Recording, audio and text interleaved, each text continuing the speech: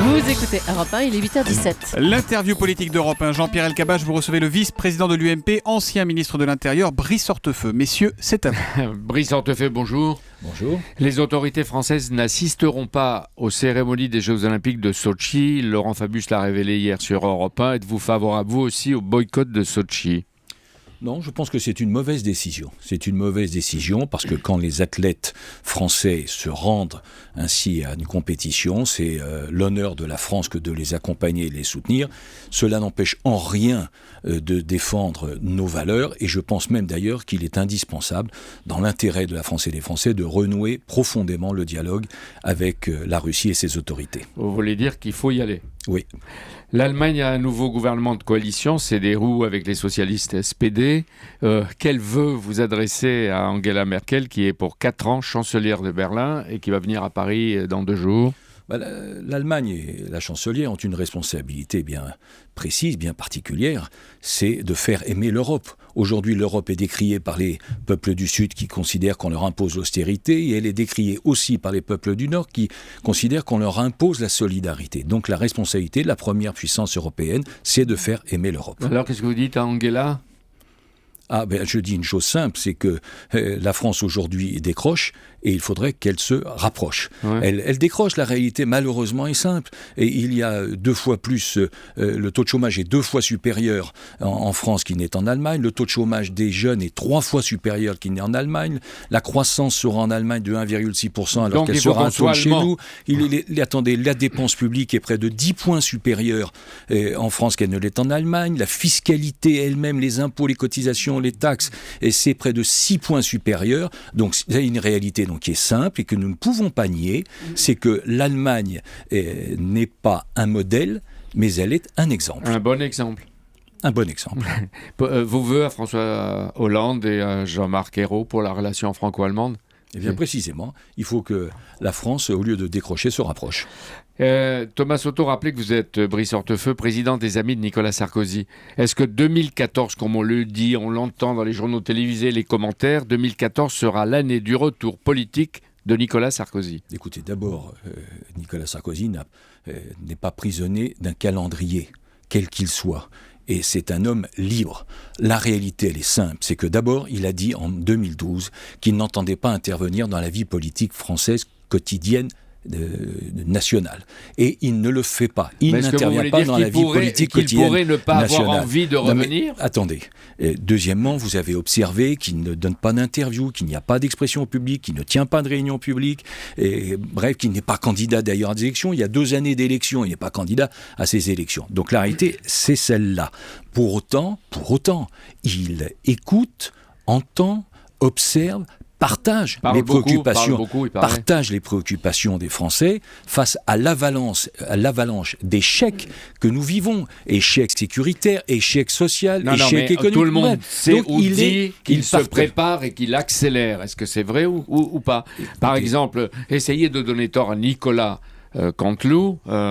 Pas de non-réponse de Brice Hortefeux. Mais la réalité, encore une fois, est simple. L'élection présidentielle, dans son esprit, comme dans l'esprit des Français, peut-être pas dans l'esprit de la classe médiatique ou politique, mais dans son esprit comme dans l'esprit des Français, ce n'est pas demain, ce n'est pas après-demain, c'est lointain. Et je dis là aussi une chose simple, quand il aura pris une décision, le moment venu, et le temps n'est pas venu, décision que je ne connais pas, peut-être même lui-même ne l'a-t-il pas prise, je sais une chose en revanche, c'est ce ne sera pas, son information, sa décision ne sera pas connue par des ragots de presse, par des commentaires de couloir, mais ça sera connu tout simplement parce qu'il s'adressera aux Français les yeux dans les yeux. Mais le temps n'est pas venu. Vous visez, Brice Hortefeux, les propos vrais ou faux tenus à Lagos, les visiteurs qui défilent au 77 de la rue Méroménil, et puis il y a sa remarque citée par Le Point, « Je ne peux pas ne pas revenir, je n'ai pas le choix ».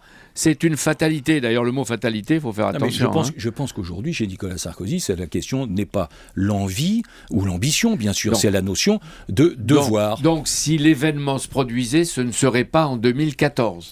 je viens de vous le dire, l'élection présidentielle, ce n'est pas demain, ce n'est pas après-demain, c'est lointain. Et comme les Français, il en a parfaitement conscience. Que de vacarme autour d'un rapport sur l'intégration. Matignon l'avait commandé et publié. Le président de la République, expéditif, a précisé de Guyane qu'il n'était pas un projet du gouvernement, en somme qu'il est nul et non avenu. Est-ce que monsieur de l'UMP est rassuré ? Non, écoutez, d'abord, pas rassuré du tout, parce que c'est tellement symbolique de l'incapacité du gouvernement à construire une politique cohérente. J'ai recensé précisément 36 couacs.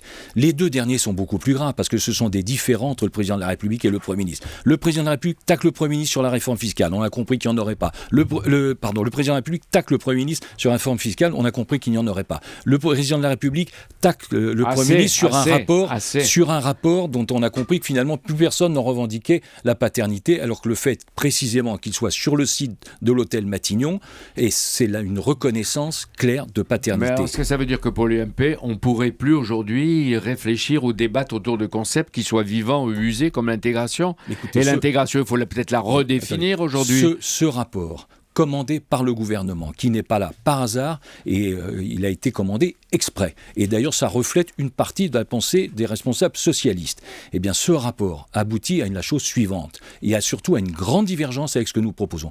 Nous, comme l'a dit Jean-François Copé, nous sommes pour la France communauté nationale. Et ce rapport, ça aboutit à une communauté des communautés. Vous savez ce que ça veut dire, communauté des communautés ? Ça veut dire qu'on commence par le communautarisme, on va sur le repli sur soi, ensuite on va à l'exclusion, et cela conduit inéluctablement à des tensions fortes, voire à des révoltes. Ouais, ils vont gagner les élections municipales avec ça. Alors, on revient sur des sujets qui sont évidemment très différents. Oui, j'entends bizarrement qu'il y a un regain d'optimisme chez les socialistes. Je suis très surpris parce que avec les résultats en matière de chômage, les résultats en matière sociale, les résultats en matière de sécurité, les résultats en matière d'immigration, ça serait très étonnant que les Français encouragent cette politique. Sur l'intégration, Brice Hortefeux, vous pensez un peu comme Laurent Fabius assassin qui citait hier au grand rendez-vous François Mitterrand et qui a dit « Il ne faut pas prendre toutes les mouches qui volent pour des idées ».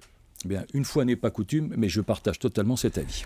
Manuel Valls, il a sanctionné Christian Flech, directeur à la PJ de Paris.